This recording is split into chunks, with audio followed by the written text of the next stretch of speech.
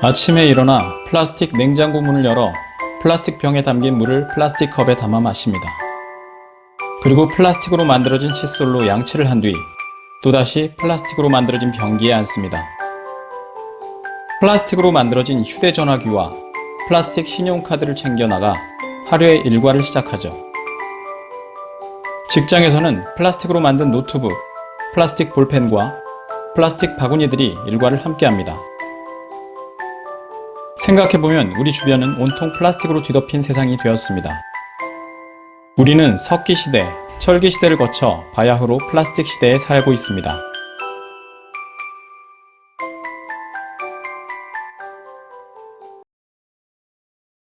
플라스틱은 1960년대 처음 쓰이기 시작한 이래 생활 속 곳곳으로 광범위하게 퍼져나갔습니다. 그만큼 버려지는 플라스틱 쓰레기들도 굉장히 많겠죠?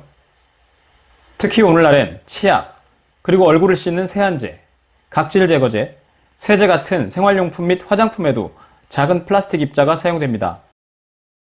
이렇게 5mm 미만의 작은 플라스틱 조각을 우리는 미세 플라스틱이라고 부릅니다.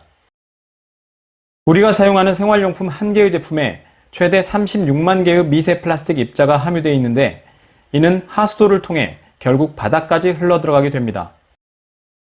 그리고 그 양은 매년 테니스장 300개의 면적만큼이나 많다고 하니 그 심각성을 실감하지 않을 수 없겠죠. 그리고 이 미세 플라스틱은 녹지도 썩지도 않아 그 문제가 더 심각합니다. 심지어 이 미세 플라스틱은 우리 가정으로 다시 돌아온다는 것에 큰 문제점이 있습니다.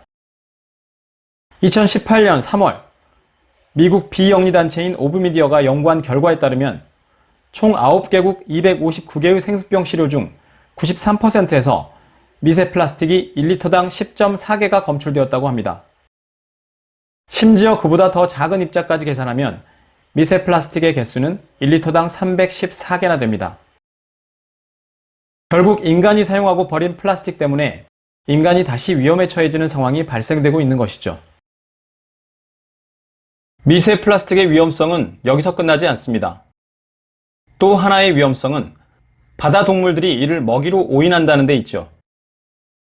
해양 생태학자들의 연구에 따르면 플랑크톤에서부터 어류, 고래와 같은 해양 포유류에 이르기까지 먹이 사슬의 모든 단계에 있는 생물이 미세 플라스틱을 먹을 수 있다고 얘기합니다. 다시 말하자면 미세 플라스틱으로 인해 죽음에 이르는 생물들이 많아질수록 생태계는 무너져 내릴 것이라는 끔찍한 결말을 암시하는 것이죠. 2019년 6월 세계자연기금 연구 보고서에 따르면 사람들 평균 한 명당 매주 플라스틱 5g씩을 섭취하고 있다고 합니다. 이것은 매주 신용카드 한 장씩을 먹고 있는 것과 같은 것이죠. 이런 일이 지속된다면 우리에게 어떤 문제가 발생할까요? 좀 더 자세한 얘기를 자원순환사회경제연구소 홍수열 소장님께 들어보겠습니다. 미세 플라스틱은 부피가 너무 적기 때문에 해양 생물체의 몸에 쉽게 유입될 수가 있습니다. 해양 생물체의 몸에 들어온 미세 플라스틱은 해양 생태계의 먹이 사슬을 통해서 최종적으로는 인간의 몸속으로 들어오게 됩니다. 아주 작은 미세 플라스틱의 경우에는 우리 몸속에 들어오게 되면 몸 밖으로 빠져나가지 않고 세포벽을 뚫고 들어와서 우리 몸에 축적될 가능성이 있습니다. 미세 플라스틱이 인간의 몸에 축적될 경우에 인체에 어떤 영향을 미칠지에 대해서는 아직까지 명확하게 밝혀진 연구 결과가 없습니다. 하지만 최근의 연구 흐름들을 봤을 때 인간의 몸에 축적된 미세 플라스틱으로 인해서 중금속이나 환경 호르몬과 같이 인체 교란이 일어날 가능성이 매우 높을 것으로 우려됩니다. 지금까지 미세 플라스틱이란 무엇인지, 그리고 미세 플라스틱이 자연과 생물들에게 미치는 영향은 무엇인지 살펴보았습니다. 그렇다면 이런 심각한 미세 플라스틱 문제를 해결할 수 있는 방법은 없을까요? 실제로 우리나라뿐 아니라 외국에서도 미세 플라스틱 문제를 해결하기 위해 매우 많은 노력을 기울이고 있습니다.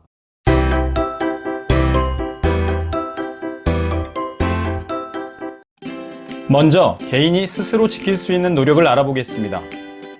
가정에서는 무엇보다도 플라스틱 사용을 줄이는 습관을 들여야 합니다. 예를 들어 플라스틱에 든 우유, 세제 등을 사기보다는 종이팩, 유리병에 든 물건을 사는 것입니다.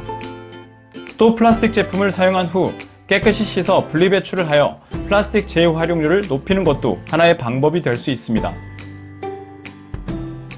두 번째로 기업의 노력을 알아보겠습니다. 기업에서는 플라스틱의 재질을 변경하는 연구가 한창입니다. 즉, 분해되는 플라스틱을 만드는 것이죠. 분해가 되는 플라스틱을 만들면 어디론가 흘러가다가 자연스럽게 녹거나 썩어서 사라지게 될 테니 아주 좋은 방법이라고 할 수 있겠죠. 그리고 화장품이나 치약 등에 쓰이는 미세 플라스틱은 배에 들어있는 까슬까슬한 천연재료인 석쇠포를 활용하는 방안이 연구되고 있습니다. 이 방안은 실제로 올 하반기 혹은 내년부터 제품에 적용된다고 합니다.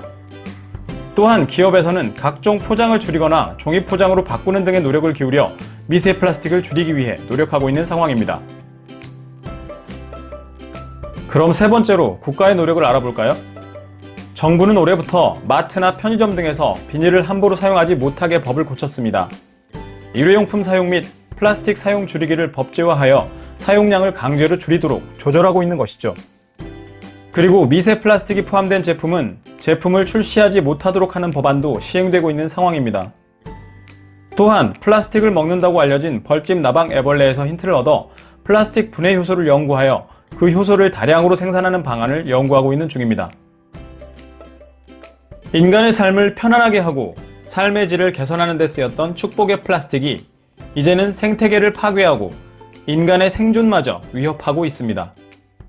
만약 우리가 현재의 상황에 만족하고 미세 플라스틱의 위협을 심각하게 받아들이지 않는다면, 그리고 이 상황을 벗어나기 위한 노력을 기울이지 않는다면 인간은, 아니 이 지구는 어떻게 될까요?